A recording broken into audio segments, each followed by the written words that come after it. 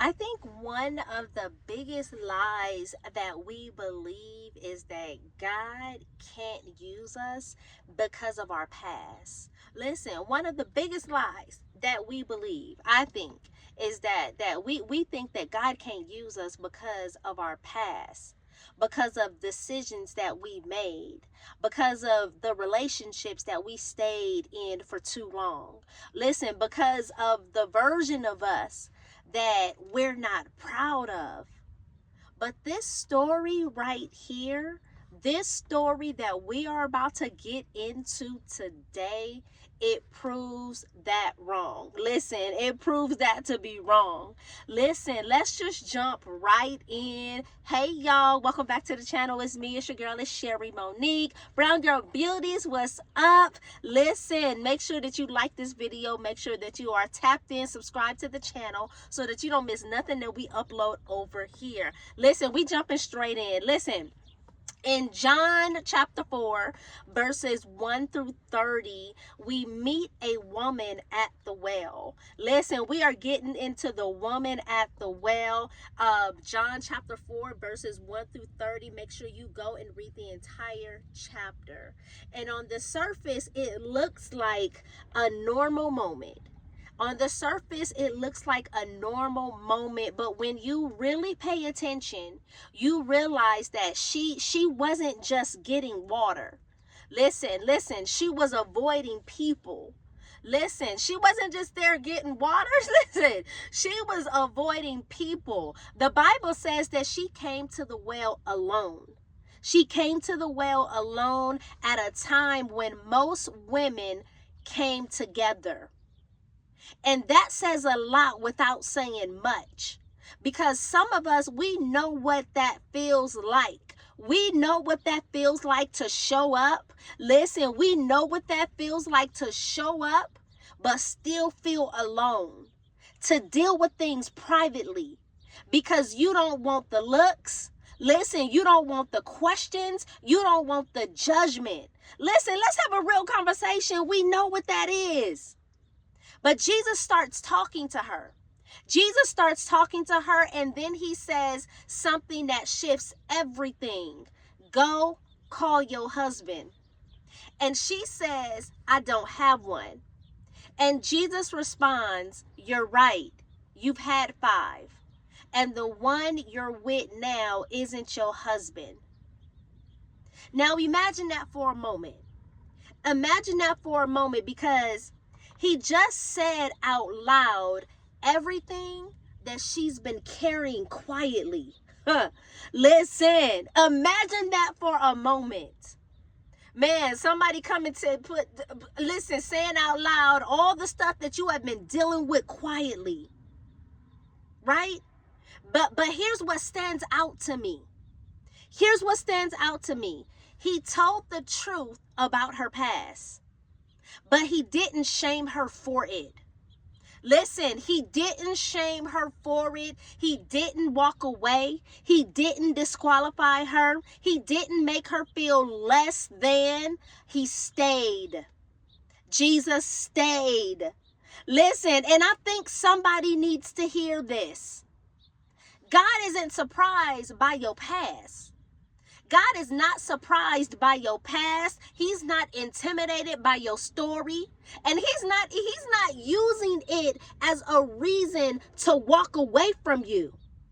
Jesus tells her about something called living water. Something deeper than what she came there for. Because she thought she just needed water. But what she really needed was something that would finally fill her up. That would fill her. And if I'm being real, listen, that hit me. That hit me when I got into this story, right? Because sometimes we keep going back to things. We keep going back to things. We keep going back to people. We keep going back to situations, trying to feel full. And we still end up empty. Every time we go back, we still end up empty. And then Jesus does something powerful. He reveals who he is to her. He says, I that speak unto thee am he. Out of all the people, Jesus chose her. He chose her to reveal himself to. Listen, the woman who felt overlooked, was actually chosen. The woman with the past was still worthy of purpose. And this is why I always say you need space to be honest with yourself. Hear me when I say it. You need space to be honest with yourself, to process, to pray, to write, because healing starts when you stop hiding. Listen, she came to that well trying to stay unnoticed, but she left with a story. She left with a story and became a voice. So no, sis, you are not disqualified.